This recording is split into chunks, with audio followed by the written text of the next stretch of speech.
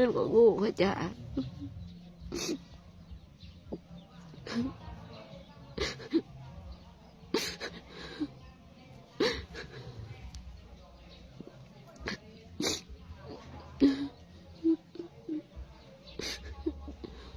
ถือตัวให้ซื้อค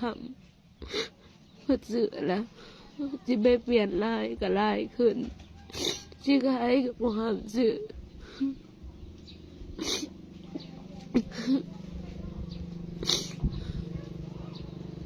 ให้อยู่เป็นแนวนี้ของกัน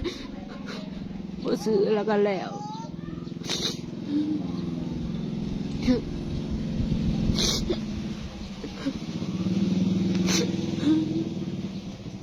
หาอยู่สารวัตรเด้อคอยเห็นไปซื้อคำแล้วเพิ่นหักอะไรเถื่อ